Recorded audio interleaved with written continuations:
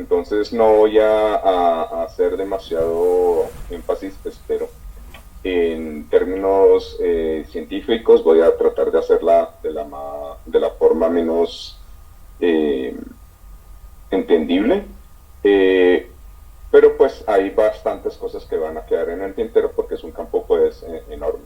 Entonces la charla está dividida en algunas secciones. Básicamente siempre conviene recordar que son las mariposas. Las mariposas son un grupo de insectos y como tal es un tipo de organismos tiene una biología completamente diferente a la nuestra. Tiene unas condiciones de desarrollo, tiene unas condiciones de crecimiento distintas, tiene, digámoslo así, unas capacidades eh, de percepción muy diferentes a las nuestras. Entonces conviene recordar que son, porque buena parte de su biología pues está inmersa dentro de lo que es la estrategia de vida de los insectos. Los insectos como tales hacen parte de otro grupo más grande que se llaman los artrópodos, y a diferencia nuestra tienen el esqueleto por fuera. O sea, ellos son el equivalente a un caballero armado, y eso hace que toda su biología sea muy diferente a la nuestra. Eh, una vez definido qué son las mariposas, vamos a ver cómo es que están generados estos colores, enfocándonos principalmente en las características que, pues, más distintivas de ellas, que son las alas, y qué beneficios y también qué problema genera el tener estas alas tan masivas. Una de la particularidad principal del grupo en el que están las mariposas, los lepidóptera, es tener estas alas tan expansivas. Eso tiene un costo, facilita algunas cosas, pero tiene un costo enorme desde el punto de vista fisiológico, y es la pérdida de calor. Y de hecho esa es posiblemente una de las explicaciones a que las mariposas tengan una cubierta que es la que genera los colores y está compuesta por escamas. Una vez definido cómo son producidos los colores, vamos a ver algo que llaman los complejos miméticos, y cómo esos complejos miméticos pues van condicionados a el tipo de desarrollo que tienen estos hermosos animales. Al final vamos a tener tiempo para preguntas, entonces con todo gusto las voy a responder, pues esa es la parte final de la charla. Entonces, los insectos son un grupo muy grande. Dentro de este ponqué que vemos acá están representados todos los grupos de insectos. Dentro de todos los grupos de insectos, la mayor parte de las especies, pues insectos, valga la pena aclararlo, son animales con un esqueleto por fuera, contrario al nuestro que tiene un esqueleto por dentro, cuya principal característica es que tiene uno, dos y tres pares de patas bien desarrolladas. Esos tres pares de patas bien desarrollados pues les confiere la característica de hexápodos, o sea, de seis patas, y pues los diferencia del resto de los artrópodos. Los insectos en su gran mayoría poseen alas. Esas alas, a diferencia de las patas, no son estructuras, digámoslo así, de origen hechas para caminar o hechas para desplazarse. Las patas de los insectos tienen, digámoslo así, la misma mecánica de movimiento que nosotros con los brazos o con las piernas. Las patas como tales son una serie de tubos que están conectados entre sí mediante unas partes móviles que se denominan las articulaciones. De hecho, de ahí viene el nombre de artrópodos, de las patas con articulaciones, podos, patas, artro, articulación. Los de las patas articulados, los artrópodos, tienen el esqueleto por fuera, como les decía, pero al igual que nosotros, cualquier organismo que tenga un esqueleto rígido necesita una serie de músculos para poderlo mover. En el caso nuestro, ese movimiento se genera por contracción, expansión de haces musculares. Por ejemplo, si ustedes quieren mover el brazo, tienen dos haces musculares principales que les permiten mover el bíceps para recogerlo y el tríceps para extenderlo. Pero ese solo movimiento está conectado, o el movimiento que generan los músculos está conectado a estructuras rígidas que son los huesos. Bíceps y tríceps están conectados a cúbito y radio, y pues son la conexión entre húmero, cúbito y radio, y su contracción o expansión diferencial permite el movimiento. En el caso de los insectos, las alas no son apéndices como las patas, sino que son prolongaciones de ese esqueleto que tienen por fuera, y moverlo es supremamente difícil porque tienen que mover todo el segmento. En este caso, el tipo de movimiento que generan las alas de los lepidópteros, que es el grupo donde están las mariposas, pues aún más complejo. Pero bueno, volviendo al cuento, todos estos son insectos, o sea, tienen 6 patas, varios tienen alas, y dentro del grupo de los insectos hay 4 grupos que tienen la gran mayoría de lo que conocemos como insectos. Los coleópteros, donde están los cucarrones; los himenópteros, donde están hormigas, avispas, abejas; los dípteros, donde están mosquitos, moscas, zancudos; y los lepidópteros. Los lepidópteros son el segundo grupo en cuanto a especies descritas. Hay algunas aproximaciones que plantean que díptera o himenóptera deberían tener más especies desde el punto de vista de que no han sido descritos, pero pues digamos que si aplicamos lo mismo a un grupo como Lepidoptera, pues también muy probablemente debe haber bastantes más especies por describir. Así que mantengámoslo como segundo orden en cuanto a número de especies conocidas. Descritas quiere decir especies conocidas. Los lepidópteros como tal, entonces, tienen una forma, y cada uno de estos grupos tiene una categoría de orden dentro de la taxonomía de los insectos. Cada orden tiene una estrategia definida para enfrentar al ambiente. En el caso de los colópteros, son el equivalente a un tanque, son extremadamente duros, con baja capacidad de desplazamiento en general, no siempre, y su estrategia es hacer un tanque.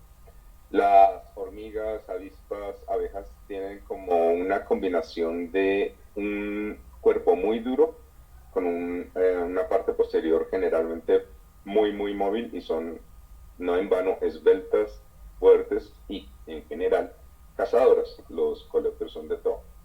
Los dípteros, los zancudos y demás, tienen un cuerpo semejante al de los himenópteros, pero son bastante más delicados. Su morfología es mucho menos rígida, aunque hay grupos cazadores, no todos lo son, y son principalmente, bueno, tienen hábitos muy variados, al igual que los coleópteros, pero son principalmente consumidores o de materia en descomposición o de detritos, algunos especializados en ser parásitos, algunos especializados en consumir carraña y varios especializados en ser depredadores. Hay un grupo que son los lepidópteros que es casi que enteramente herbívoro. Los dos grandes grupos de herbívoros dentro de los insectos son los cucarrones o coleópteros y los lepidópteros, donde están polillas y mariposas. Esa edición de polillas y mariposas es absolutamente artificial. Ahorita vamos a ver algo de eso, pero los lepidópteros son el único grupo que casi en su totalidad, el 95% de sus especies, son herbívoras, es decir, comen plantas. Y en ese sentido tienen un papel protagónico en la dinámica de cualquier ecosistema, porque son los principales transformadores de materia vegetal en materia animal. Es decir, ellos pueden volver proteína fácilmente consumible, lo que la mayoría de las otras especies no pueden consumir en forma de planta. En ese sentido, son un grupo clave en el eslabón de la transición del alimento dentro de cualquier ecosistema. Y eso lo hacen porque cuando una hembra, esta es una hembra de mariposa, coloca el huevo, este es un huevo sobre una planta, emerge una oruga muy pequeñita y empieza a comer. Para todos quizás es bien claro la extrema facilidad con que una oruga empieza a comer, se sitúa al lado de una hoja y empieza comiendo en círculos muy rápidamente.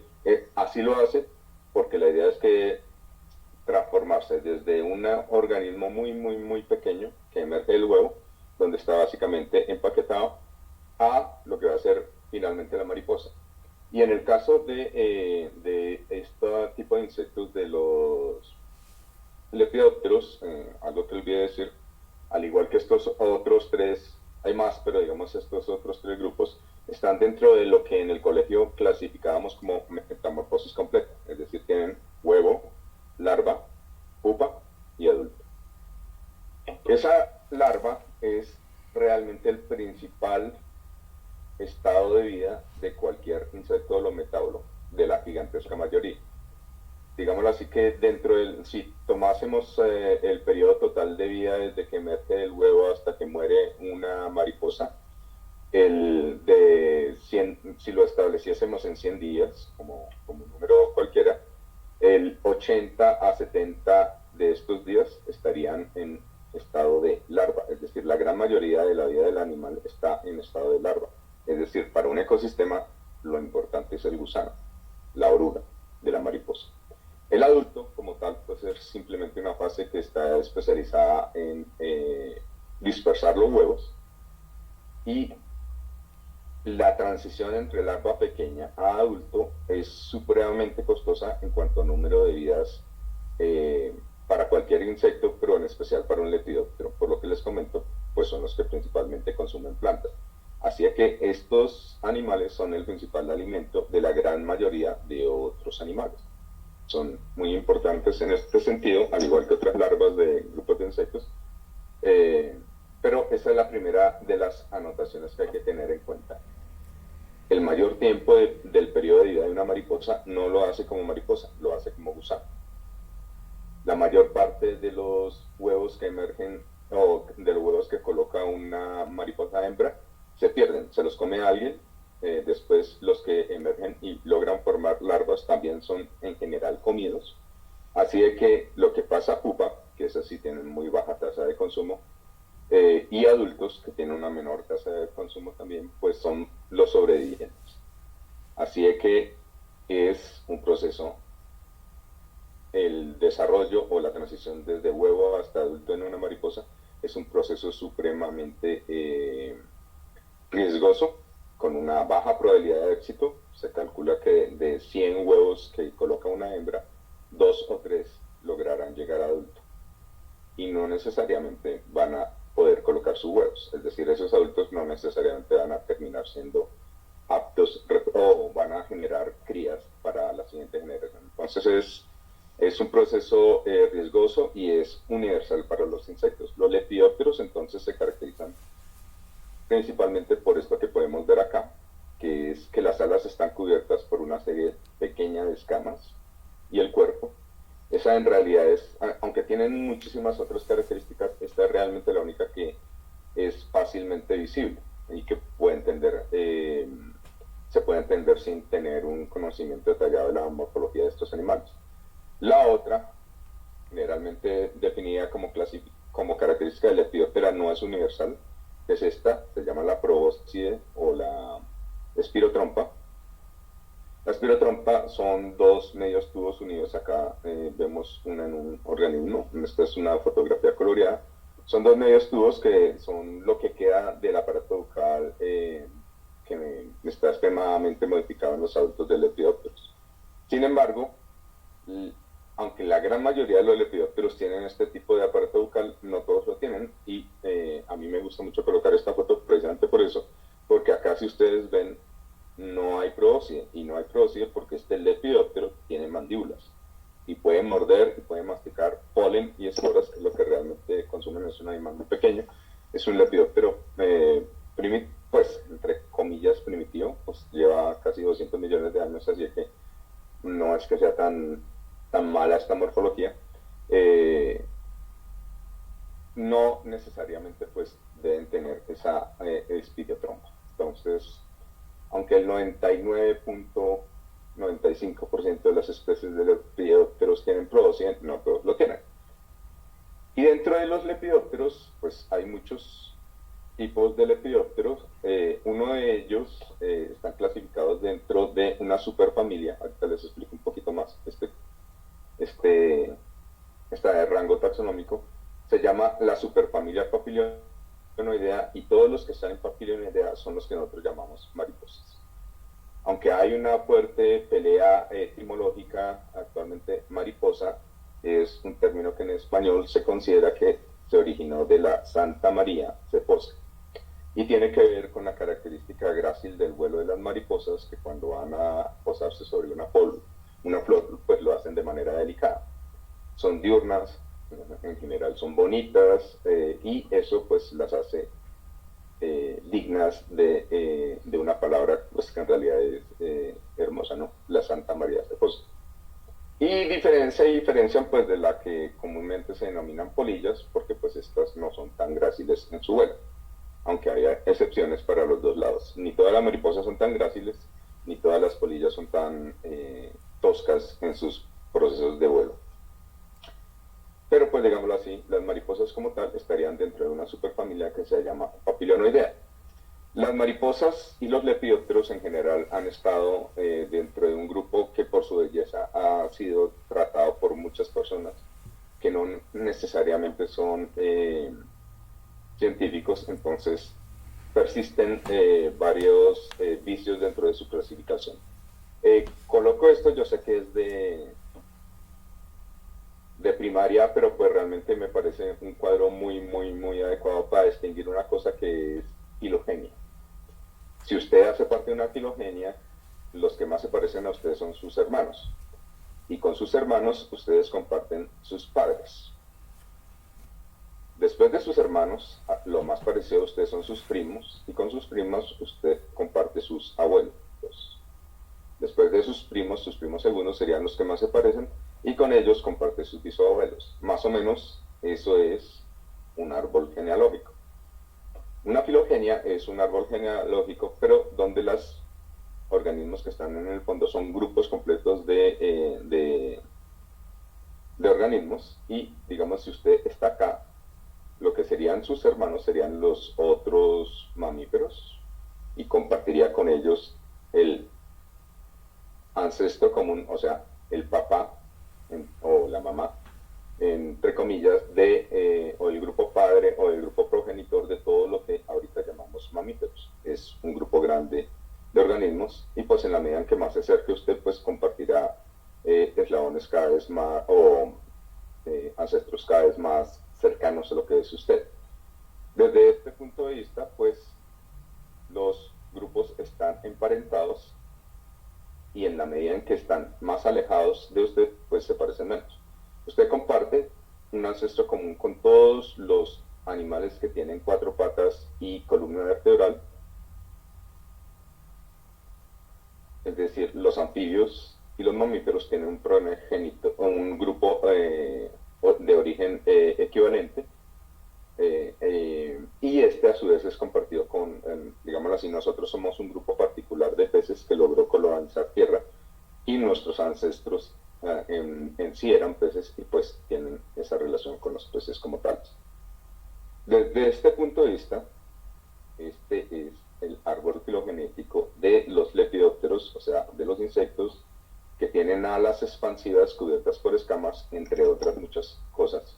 Y desde el punto de vista simplemente humano, nosotros hacemos la clasificación entre las feras nocturnas torpes en vuelo, o al posarse en principio, y las diferenciamos de las bellas diurnas con coloración muy evidente, que son los que llamamos mariposas.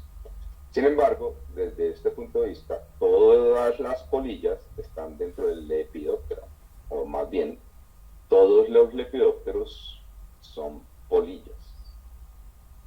Y hay un grupo particular que llamamos mariposas, que antiguamente se llamaba ropalocera. Esta es una clasificación completamente caduca, o sea, ropalocera nos ubica siglo y medio atrás en cuanto a taxonomía de lepidóptera, entonces es un término que pues no debería ser utilizado.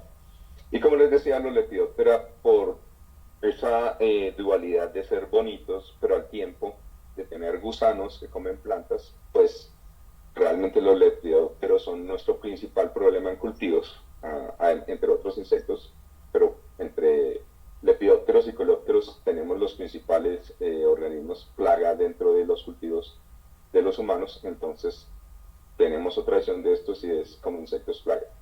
Entonces han sido ampliamente estudiados desde el punto de vista agrícola. Hay una clasificación inicial que básicamente diría a las plagas pequeñas de las plagas grandes, los dos igualmente dañinos, eran los macrolepidópteros y los microlepidópteros, o sea, los lepidópteros pequeños y los lepidópteros grandes.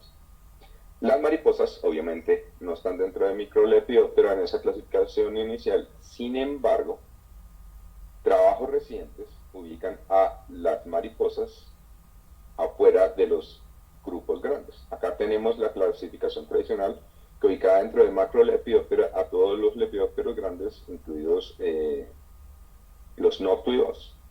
Estos son actualmente herevidos, pero pues estas son las mariposas que acá en perfecto rolo les decimos brujuletas o brujas, o las mariposas negras, que usualmente se asocian en la mitología bogotana con eventos poco deseables.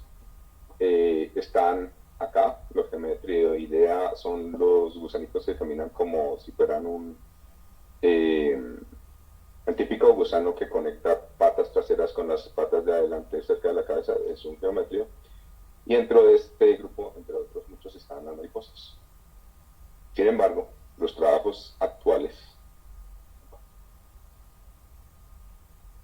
ubicaron a los Papilionoidea, o sea, las mariposas, antes de la llave que contiene a los Macrolepidoptera, que pues para hacerlo acorde con una taxonomía más moderna y tratar de desvincular el término Rapalocera, fue rebautizada como Macroheterocera. Y los que antes eran bonitos y grandes terminaron dentro de los pequeños y no tan bonitos, los Papilionoidea. Técnicamente, las mariposas actualmente serían parte de Microlepidópteros, pero pues solo para decirles que esto es una clasificación mariposas polillas completamente artificial. Dentro de las mariposas hay un grupo incluido que acá no está, que se llama Dilidae, pero hay con estos edilios, 6 familias principales, y tradicionalmente los que llamamos mariposas estarían en 5 familias: Papilionidae, Pieridae, Licenidae, Nymphalidae y Hesperidae. Este árbol filogenético es el tradicional, lo coloco pues porque varios lo seguimos manejando desde el punto de vista de arreglo de las colecciones, pero pues digamos que esta clasificación también ya está bastante cambiada. Pero solo por presentarles a los integrantes de las mariposas, la mariposa típica, la del vuelo grácil, que se posa sobre la flor y delicadamente extiende su probóscide para tomar néctar, es un típico Papilionia. Grande, bonita, fuerte. Las mariposas amarillas de Mauricio Babilonia, las que están en los ríos, están en Pieridae. Lo que en Rolo también las mamás nos decían son suspiros, que me parece un nombre bastante bonito para esto. Son Licenidos. Son pequeñas, azulitas, de vuelo rápido, no todas, pero en su mayoría. Y las mariposas, la gran mayoría de las mariposas están en una gran familia que llaman Nymphalidae, donde están desde las muy hermosas morfo, las de coloración azul grande, hasta las poco vistosas mariposas de altura, como estas que son Pedalioides, o las más conocidas, las mariposas monórecas. Hesperidae son los que les dicen saltarines, se distinguen de estos otros grupos porque tienen las antenas terminadas en coma, pero pues digamos que no es del énfasis de esta charla entrar a discernir sobre estos grupos. Vamos a concentrarnos en que están las mariposas, y que las mariposas en general tienen varios tipos de coloración, formas de alas y otras cosas. Acá podemos ver el gradiente de coloración desde las muy vistosas, como la monarca, o algunos grupos de, esta es una mariposa africana, algunos grupos de carachinos. El tipo de coloración con colores fuertes bien definidos se denomina coloración de tipo pigmentario.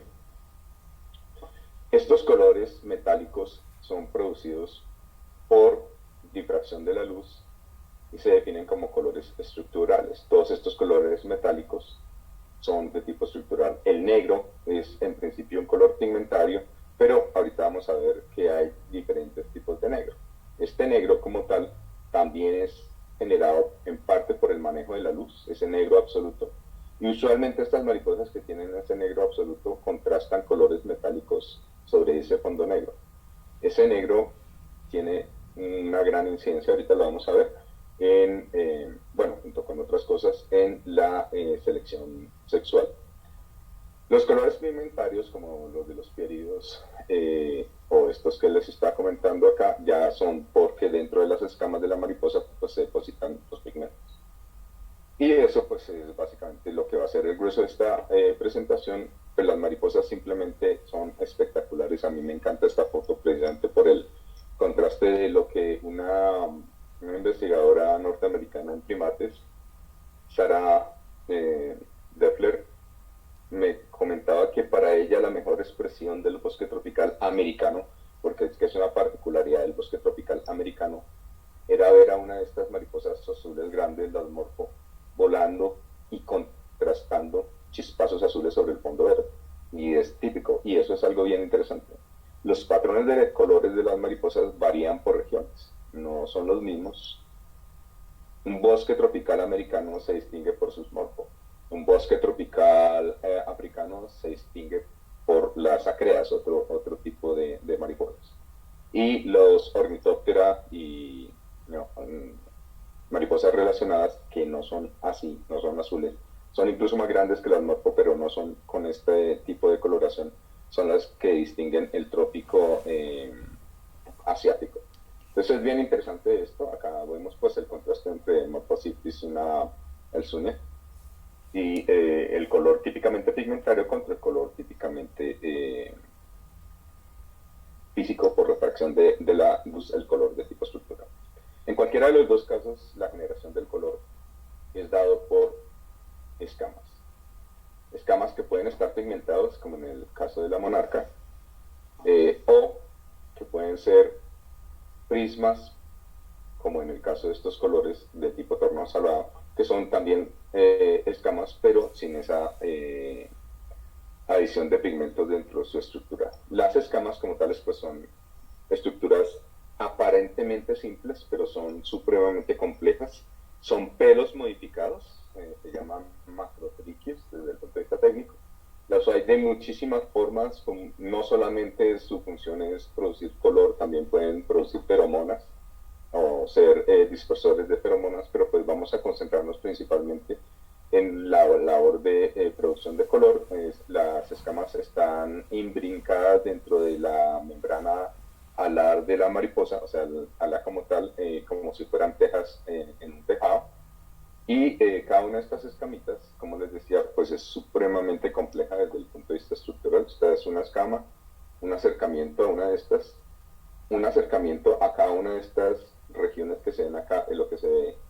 Estas líneas transversales que tienen las escamas se llaman costillas, y entre costilla y costilla hay ventanas que son, digámoslo así, una matriz hueca compuesta por principalmente la sustancia que integra la mayor parte del cuerpo de la parte exterior del cuerpo de los insectos, que se llama quitina, pero pues es una mezcla de quitina y otras cosas, proteínas.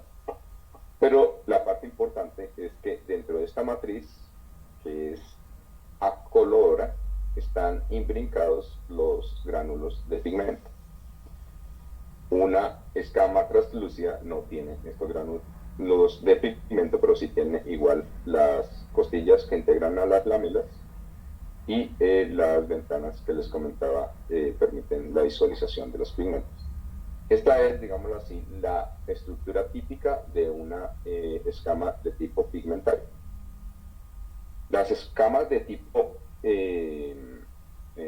prismático, que difractan la luz, son de este tipo, tienen una estructura muchísimo más compleja que la de por sí compleja estructura de una escama de tipo pigmentario. Estas escamas tienen estas estructuras en la parte superior entre las lámelas, que básicamente funcionan como prismas, permiten un reflejo de manera condicionan la luz que reflejan a partir de estas lámelas, y son las que componen esa coloración tornasolada o azul metálica o verde metálico, rojo metálico. Hay multiplicidad de colores, o dorado o plateado dentro de las alas de las mariposas. Acá tenemos un detalle de cómo funcionaría esto, y cortes microscópicos de lo que es esa estructura. Esta es una foto en tercera dimensión de una de estas escamas que permiten esa coloración de tipo iridiscente. Noten pues la delicadeza de esta estructura para una escama, para una estructura muy pequeña, pero bastante compleja desde el punto de vista morfológico. Y pues producen colores tan espectaculares como esta del Morpho Chulkowski, que generalmente las Morpho Chulkowski le quitan el abdomen porque produce una sustancia aceitosa que usualmente arruina la coloración de la mariposa. Entonces usualmente el abdomen es colocado aparte, aunque eso es simplemente estético. Una colección seria pues debería tener incluidas dentro del espécimen. Y como les decía, incluso el negro, que es un color pigmentario, tiene algunas diferencias. El negro profundo, como esta que es Ciparides sesostris, tiene esas cavidades más hondas y eso hace que el color negro se intensifique. La intensificación del color negro no es casual. Eso resalta las características resplandecientes del ala de las mariposas, porque básicamente en el caso de las mariposas y aves y otros animales, el sexo más vistoso es el de los machos. Usualmente los machos tienen coloraciones más vistosas que las hembras y eso pues tiene una incidencia fuerte dentro del proceso de selección, es decir, tienen que identificar patrones de coloración que no es tan fácil. Ahorita les voy a dar un ejemplo de esto. Esos patrones de coloración se dan porque las mariposas no ven como nosotros. Esto es una visión tricromática como la nuestra. Esto sería una visión monocromática, y como pues esto es bastante más complejo, pero digámoslo así. Piensen que si esta es monocromática y esta es tricromática, la visión de las mariposas es pentacromática principalmente. La de las aves, por ejemplo, es tetracromática. Acá vemos una comparación de lo que es la sensitividad contra las longitudes de onda que pueden ver los humanos, que distinguen azul, verde y rojo, como lo vieron en el colegio con la paleta de colores, solo que cambian el verde por amarillo. Una abeja, por ejemplo, tiene también una visión de tipo tricromático, pero a diferencia nuestra no puede ver el rojo, pero sí es muy buena para ver ultravioleta. Las aves pueden ver tanto el rojo como el ultravioleta, pero las mariposas, además del ultravioleta, pueden ver longitudes de onda intermedia. Y eso es bien importante, ellas pueden ver el ultravioleta, que tiene una particularidad muy importante para los insectos, y es que la mayor parte de las flores tienen coloraciones ultravioletas que ellos identifican como fuentes de néctar, pero además las mariposas tienen coloraciones ultravioleta que nosotros no vemos. Acá vemos a la derecha unos Eurema GKB, que es un pierido en vista normal, macho y hembra, y acá vemos que para una hembra distinguir un macho es bastante más fácil viendo la coloración ultravioleta. Esta es la coloración del macho, de la hembra, esta es la coloración del macho, y las hembras en sí tienen una muy alta capacidad de observar coloración ultravioleta en general. Especialmente se estudia en pieridos, pero es universal para, pues, se supone que puede ser universal para otros grupos. Y es porque los machos, en la medida en que van envejeciendo, van perdiendo las escamas ultravioletas. Es decir, un macho recién emergido de la pupa tiene sus escamas ultravioleta relucientes. En la medida en que él va envejeciendo, las va perdiendo simplemente por desgaste y es menos atractivo, y lo digo en serio, para las hembras. Se ha medido los machos con menor o en pruebas en las que se ha tratado de opacar la tonalidad ultravioleta, han sido poco seleccionados por hembras en procesos reproductivos. Algo parecido a lo que ocurriría con el desgaste asociado a canas en humanos. Yo sé que actualmente puede ser la moda, puede estar en contra de la moda, pero en general los cambios en la coloración del cabello tienen alguna incidencia. Incluso la ausencia de escamas en el patrón alar pues es importante. Es una forma de evitar ser observado, y eso pues tiene mucho que ver con lo que les decía, que las mariposas pasan la mayor parte de su vida en estado de oruga, y ese estado de oruga tienen dos presentaciones al igual que los adultos. Las orugas que tratan de pasar desapercibidas, como esta que vemos acá, y las orugas que tratan de no hacerlo, como estas dos que vemos acá. Blanca, blancuzca, a veces verde, trata de no ser visualizada contra la vegetación del entorno, y para eso, pues, eso es un contraste grande contra una coloración muy vistosa que tienen estas. La diferencia es que estas no se pueden comer, mientras que estas son más fáciles de consumir.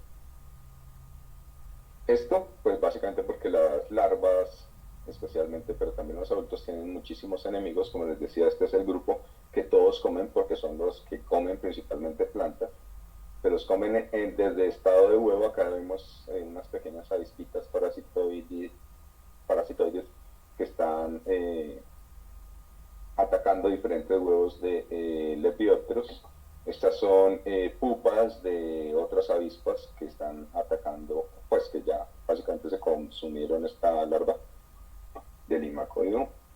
Y las que no son fácilmente consumibles simplemente exhiben su coloración como estas, o como este que es el adulto de esta larva, y usualmente estos consumen plantas que son tóxicas y de las cuales obtienen esas toxinas que las plantas utilizan en principio para defensa del herbívoro. Ellas han logrado saltar esa barrera, las acumulan dentro de su cuerpo y esto las hace altamente tóxicas. Acá vemos a una mariposa monarca siendo consumida por un azulejo gringo, y pues la reacción típica es el pájaro consume la mariposa y pasados unos minutos empieza a sentirse terriblemente mal y vomita.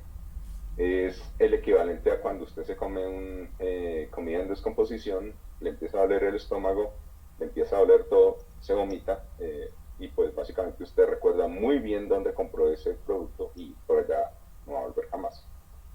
Esa básicamente es la función de esa coloración tan bonita para nosotros, que básicamente le advierte a los depredadores que es peligroso consumirlo. Cuando eso no funciona, o cuando pues la mariposa, en el caso de la monarca, secuestra, es el término técnico, esas toxinas de sus plantas nutricias, las utiliza en su defensa. Ese tiene un costo, y es que también es tóxico para la oruga cuando lo consume. Entonces no siempre lo hacen. Otras estrategias para defenderse es imitar. Acá vemos una oruga. Realmente los ojos de la oruga están acá, son 6, son pequeños y básicamente sirven solo para ver dónde hay luz y de dónde viene, nomás no pueden diferenciar. Pero todo esto, si ustedes lo miran, parece una boca grande con 2 ojos laterales. Esto es en serio asustador si usted es un pájaro. Si usted es un pájaro, esto, si ustedes miran, parecen colmillos, ojos y boca de lo que un pájaro desprevenidamente asociaría con una culebra. Entonces imagínense, si usted es un pájaro y está buscando entre las hojitas que comer, de pronto levante una hoja y ve esto, la primera reacción es simplemente volarse. No se va a poner a ver, de pronto es una oruga, no, nada. La primera reacción es salir. Entonces, otra de las formas es intimidación, coloración de intimidación como esta, imitando a algo. Realmente estas son las mandíbulas, estas son las antenas, y el animal, de hecho, ni siquiera tiene capacidad de percibir cosas diferentes a la luz. Entonces es una estrategia de camuflaje o de coloración que imita algo no deseable. En este caso, y si ven algo parecido a esto, no lo toquen. Esta es la Lonomia, la oruga de un Saturnid, es altamente tóxica. Se han registrado muertes por contacto de adultos sanos, sin ningún tipo de alergia, simplemente ha muerto por el alto poder tóxico del veneno de estas larvas. Específicamente estas no se conocen otros eventos, pero como esta hay muchas otras que también son urticantes.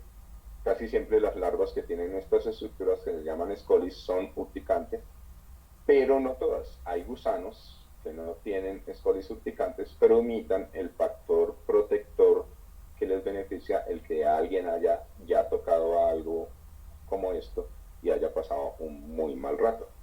O alguien que haya tocado algo como esto. Este es un trabajo de Liliana Prada, reciente, con estas que llamamos orugas pollo, de un género que se llama Podalia, y que también han sido registrados como urticantes. Estos no han generado muertes, pero sí son urticantes. Como tal, entonces tenemos orugas que pasan desapercibidas o que tratan de imitar algo para no ser consumidas, y orugas que no tienen ningún problema en ser vistas como estas. O sea, esta es una oruga que fácilmente destaca sobre la coloración y lo hace incluso desde su estado de huevo o esto es en un estado que se llama prepupa. Algo que sí es universal es que todas las mariposas en estado de pupa tratan de no ser observadas, porque todas son, pues como están quietas, son lábiles. Entonces, basado en eso, básicamente lo que hacen estas es generar una coloración que su depredador pueda asociar con un evento poco agradable. Las mariposas bonitas están en general dentro de esta categoría. Las mariposas no tan bonitas como estas, las típicas de altitud, que son negritas, hay cientos de especies, todas con coloración opacas, lo son porque básicamente tratan de pasar desapercibidas. Y tratan de pasar desapercibidas porque no consumen plantas tóxicas y durante el desarrollo de su vida, pues básicamente tratan de ocultarse. Estas sí pueden ser consumidas y son definidas como palatables. Estas también pueden ser consumidas, las morfo. Pero las morfo, en general, las que tienen coloración azul metálico y vuelo poderoso, grandes o pequeñas, alternan una fase muy visible como esta con una fase poco visible como esta, cara no me ves, cara sí me ves. Lo que hacen es detener con el reflejo, detener un instante en el tiempo la posición de la mariposa. O sea, cuando una mariposa va volando, usualmente usted sabe para dónde va, o sea, la mariposa va para allá, pero usted no sabe por dónde, o sea, su vuelo es errático e impredecible. Eso hace que sea muy difícil cazarlo porque, por ejemplo, si es una abeja, la abeja va a un abejorro. Un pájaro lo ve, establece una ruta de contacto, acá va el abejorro, si yo vuelo, acá lo voy a coger, entonces cuando el abejorro sale, yo empiezo a volar y acá lo cojo. Eso, pues básicamente, tiene el mismo equivalente a lo que sería si estuviésemos viendo un láser, ¿sí? El láser deja una imagen que refleja un punto atrasado en el tiempo para el depredador. Si usted no tiene una trayectoria identificable, es difícil establecer una ruta de coincidencia. Y las mariposas con vuelo poderoso, que generalmente tienen este tipo de coloración, tienen además la capacidad de cambiar o aumentar o disminuir la velocidad rápidamente. Eso se llama un momentum rápido. Ellas son muy difíciles de cazar y esta coloración realmente anuncia eso. Eso es difícil de cazar, de a ver si pierde el esfuerzo. Para un pájaro, eso lo hace pensar. Si ir detrás de algo que es difícil de cazar, perder todo el esfuerzo que representa la colecta, o más bien esperar a que algo fácil pase y se lo consume. Eso es tanto para las mariposas grandes como para las mariposas pequeñas, y hay mariposas que no vuelan rápido, no vuelan potente, no tienen buen momentum, pero imitan también esta coloración porque están beneficiadas por el efecto, digámoslo así, de atenuación en la caza de las que son. Y les había comentado, acá tenemos muchas mariposas de un mismo grupo que se llama Paries. Acá tenemos, no les digo cuáles, pero acá tenemos machos y hembras de esas especies. Si ustedes las miran, lo que uno trata implícitamente con el cerebro taxonómico que todos tenemos es de ordenarlas. Uno las ordena por colores, ¿sí? Las que tienen como amarillo arriba o rojito abajo están a este lado, las que tienen verde arriba y rojito abajo están a este lado, y después uno pues podría suponer que esas son diferentes especies, pero realmente no lo son. Si ustedes miran los nombres, realmente los machos correspondientes son diferentes. Acá tenemos hembras y ellas coinciden en una coloración junto con estas, que básicamente es tener las alas posteriores con manchas rojas y las alas anteriores con manchas amarillas en un entorno oscuro, no tan intenso como el de los hombres, de los machos, que sí tienen evidentemente colores muy, muy llamativos, manchas rojas sobre ese negro profundo que les decía que da la mayor intensidad del negro, que es dado por otro tipo de estructuras en las escamas pigmentarias, rojo evidente contra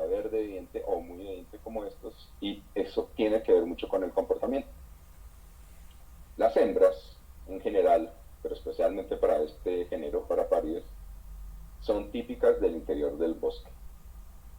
En el interior del bosque esta coloración se confunde, pese a que es llamativa, se confunde con las manchas de sol que dan contra el bosque. Si alguien está en el interior de un bosque de verdad, no un matorral, básicamente hay manchas amarillas que son el reflejo de los rayitos de luz que alcanzan a penetrar dentro del dosel, con colores rojos que son usualmente hojas secas. Esta coloración les da una ventaja volando al interior del bosque porque son difíciles de ver. Los machos no penetran casi al bosque, pueden hacerlo, pero no lo penetran porque usualmente están en el borde, en un parche de flores, esperando a que lleguen hembras, las copulen y se vayan. Ellos establecen territorios, los defienden, y esta coloración está hecha para que los vean ellas y copulen. Pero no solo los ven ellas, también los ven los pájaros. Entonces, algunos van a morir mientras el pájaro aprende que esta coloración es tóxica.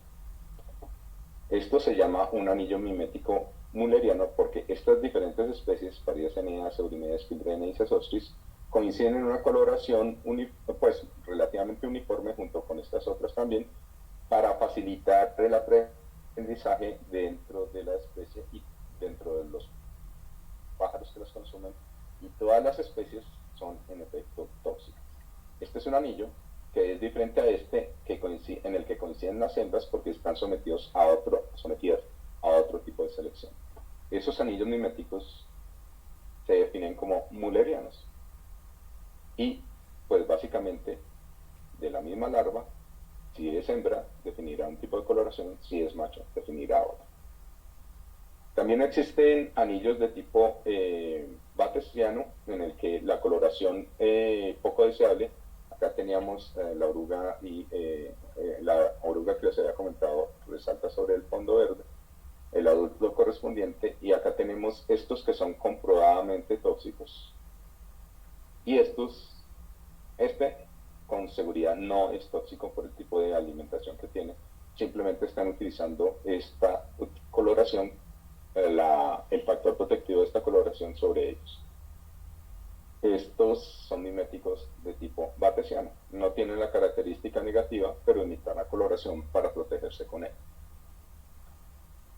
Eso pues cambia con la distribución. Las especies que están abajo son básicamente poco coloridas. En la medida que vamos subiendo es más difícil encontrar plantas tóxicas porque la mayoría de las plantas no lo son, porque es muy caro, y estando arriba con menor temperatura la eficiencia fotosintética disminuye, y las especies de arriba o son de colores claros para facilitar,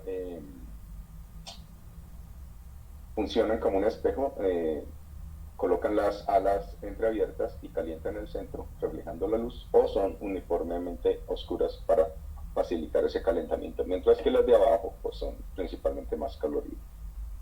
Y eso pues tiene que ver con que las plantas de altitud son de crecimiento lento, con pocos químicos tóxicos, pero muy difíciles de comer, y sus tiempos de vida son muy largos.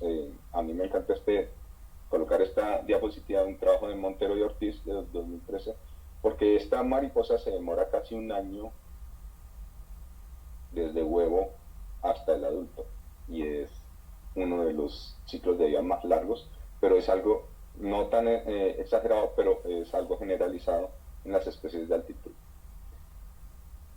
Entonces, ya como conclusión tenemos que los colores no son una cosa casual en las mariposas, es una característica muy importante relacionada con su estrategia de vida, y pues estos bichos son simplemente hermosos.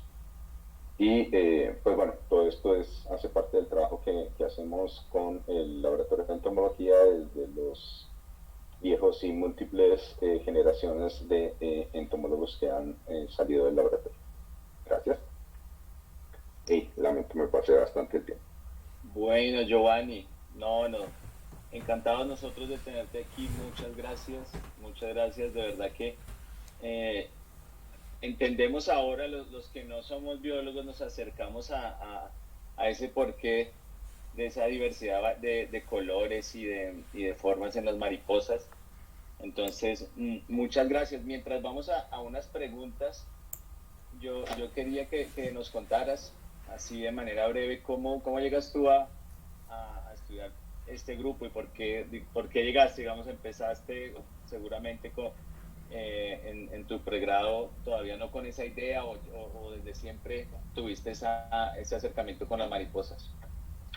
No, en realidad cuando yo entré pues, claro, sí, lo tenía como desde que tenía 4 o 5 años que quería ser biólogo.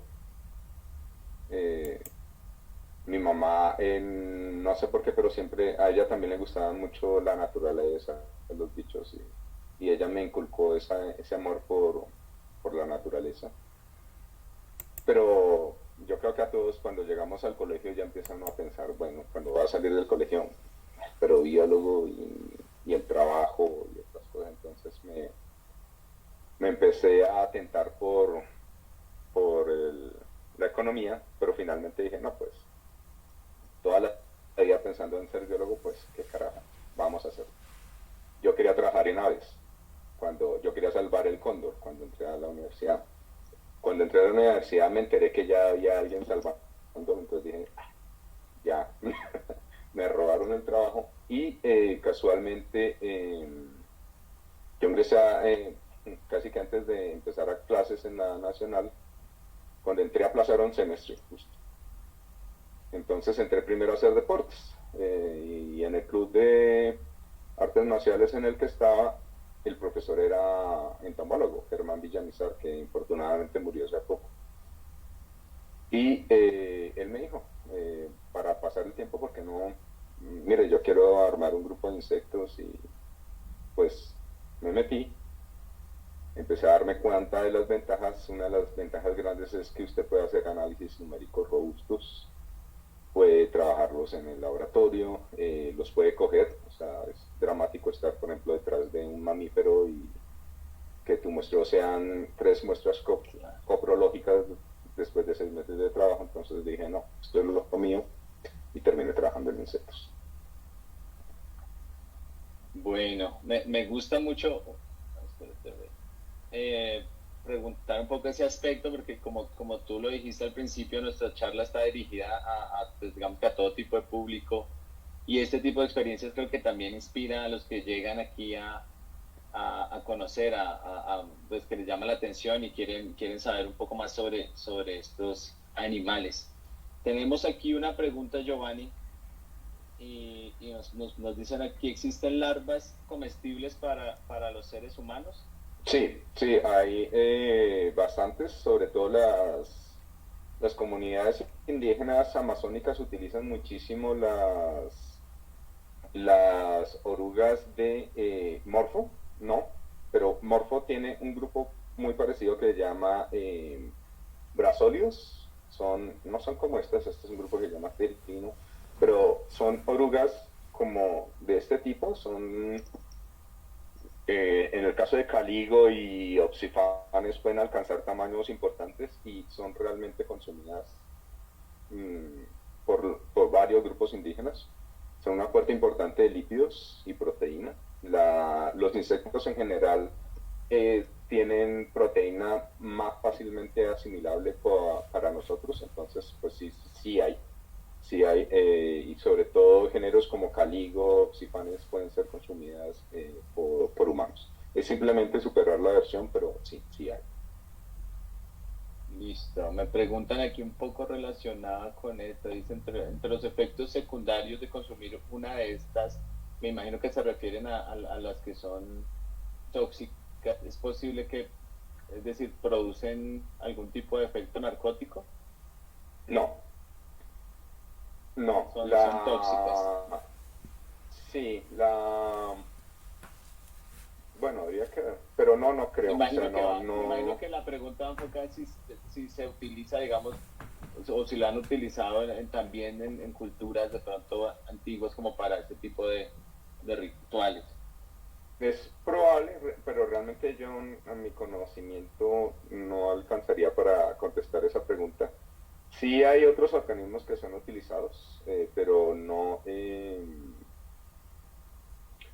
hay mucho mito, por ejemplo, se dice que quien consume el gusanito que está en un mezcal termina con una borrachera triplicada. Sí, Falso, eso es absolutamente sí, sí. falso, es un mito.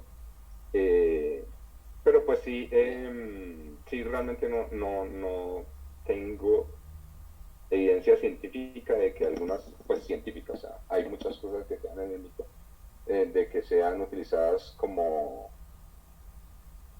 para producir viajes, no que yo conozca. Sí hay otros artrópodos, como por ejemplo los diplópodos. Curiosamente no lo utilizamos nosotros como primates, pero sí se sabe que lemurios utilizan ¿Consumen? diplópodos, sí, para trabarse, literal. O sea, lo usan. Lo usan como de manera recreativa, Ajá. se puede decir. Listo, Giovanni. Tengo aquí otras, me preguntan, ¿cómo está Colombia? Digamos que en número de especies de mariposas, ¿cuántas existen aquí Pues o cuántas se contadas, conocen? dime, perdón. ¿Cuántas se conocen? Contadas hay entre 3.200 y 3.650 y pico, dependiendo del autor.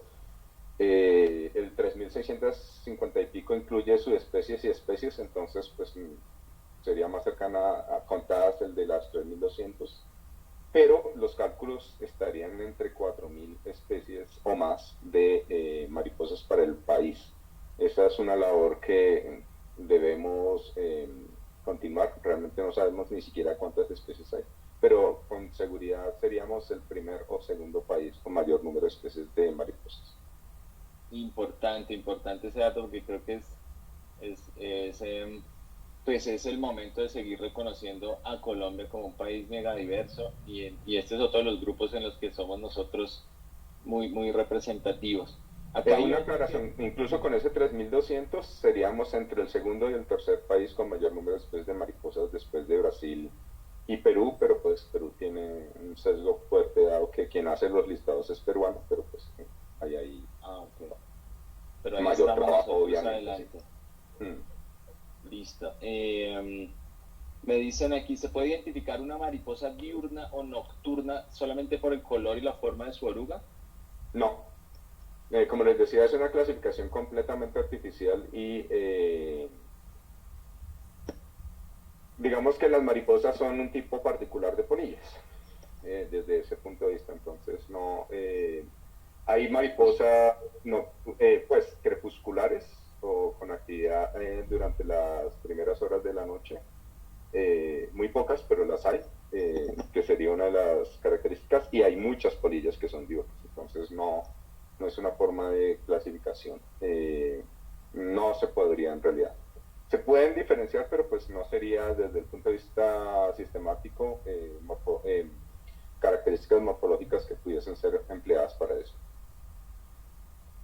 Listo, Giovanni, gracias. Y por acá hay otra relacionada como con los mariposarios. Me preguntan sobre mariposarios y sobre si estamos de acuerdo como en esa manera en que se muestran, se exhiben las mariposas, inclusive se comercian como para que la gente tenga su ciclo vea ese ciclo de vida. Pues a mí me parece que es una forma de incentivar el amor por la naturaleza. Suena salvaje el utilizarlas, por ejemplo, el colocar, pues ahorita se venden pupas con orquídeas, si usted espera que nazca una generalmente monarca dentro de algunos días. Pues sí, resulta un tanto salvaje el uso de un organismo silvestre para este tipo de cosas, pero si detrás de eso está que un niño vea el proceso y cuando crezca va a tener apropiación por el bosque donde están esas mariposas, pues cumplió su objetivo. Realmente no, en el caso de pues la gran mayoría de las especies que se comercializan de esta manera en el país son no están en peligro de extinción, así que no hay, no habría como ese problema grande. Igual un mariposario no lo visitan personas que quieran destruir la fauna. Usualmente es un refuerzo para saber qué tanto. importantes son, o pues simplemente por el deleite de observarlas, cumplen con una función y es lo que le comento de incrementar el amor por la naturaleza en un niño especialmente, pero incluso puede cambiar a adultos, pero en especial en los niños es muy importante porque ese niño ya tiene una concepción diferente para cuando sea adulto. Me gustó esta pregunta precisamente por eso, porque digamos que comparando un poco esto como con los zoológicos y con los bioparques, muchas veces se tiende en general a satanizar todos estos espacios y se desconoce de pronto un trasfondo educativo y una función además y una evolución que ha tenido en el tiempo, digamos en el caso de los zoológicos. eh, y digamos que terminamos satanizando algo que de pronto sí tiene un potencial y que sabiéndolo utilizar puede ser una herramienta, una estrategia educativa muy importante. Entonces, seguramente querían conocer tu concepto con relación a eso. Pues tenemos más, algunas otras preguntas, Giovanni. Yo sé que ya nos pasamos un poco del tiempo. No sé si quieras cerrar de pronto la charla con algún mensaje para las personas que están aquí. Yo sé que hay estudiantes, hay gente de universidad, pero también hay gente de afuera. Entonces, nos gustaría que nos dieras un mensaje de cierre y nos vamos con eso. Muchas gracias por tu presencia. No, a ustedes y pues antes de, pues primero, muchas gracias por la invitación. Eh, Estos son espacios que requieren muchísimo la academia y requerimos nosotros para divulgar lo que hacemos de una manera no tan ladrilluda. Eh, pero también el poder interactuar y tratar de transmitir este tipo de mensajes es importante, es necesario. Quería también invitarlos pues sobre todo a los técnicos con un encuentro que vamos a hacer en la Universidad Javeriana. También es un evento de libre acceso que ya es más técnico, es un mini congreso que se denomina Tras la Ruta de la Diáspora, y pues básicamente son presentaciones no solo de estudiantes egresados de la Javeriana, sino de otras universidades, pero pues como atractivo principal tiene entomólogos colombianos que han obtenido posiciones importantes alrededor del mundo. Está pues Blanca Huertas del Museo de Historia Natural en Londres, está Andrea Clavijo de la Universidad de Massey en Nueva Zelanda, Eliana Buenaventura del Museo de Historia Natural en Berlín, en Alemania, Alejandro Ordóñez de la Universidad de Aarhus en Dinamarca, Andrés Sandoval Mojica de la LabTech, es una empresa que está tratando de vender biotecnología y lo interesante acá es que está haciéndolo con plagas, entonces es bien interesante esta charla. Y Ivonne Garzón, también del Museo de la Colección de Insectos del Instituto de Biología de la Universidad Nacional Autónoma de México. Digamos que son dos atractivos principales, pero pues están cordialmente invitados. Y pues muchas gracias por estos espacios, nos dan una oportunidad única de compartir lo que hacemos y pues de incentivar nuevas generaciones. Pues están abiertas las puertas de la Salle, de la Javeriana, de la Nacional para atenderlos y si quieren estudiar sobre esto, recibirlos. Gracias. Importante, Giovanni. Muchas gracias nuevamente a todos invitados. Entonces ya saben, a estas conferencias magistrales, nuevamente aquí también los esperamos con nuestra próxima Diálogos de Ciencias. Muchas gracias por acompañarnos y seguimos entonces en contacto. Hasta luego. Gracias, Giovanni. Gracias a todos. A ustedes, gracias.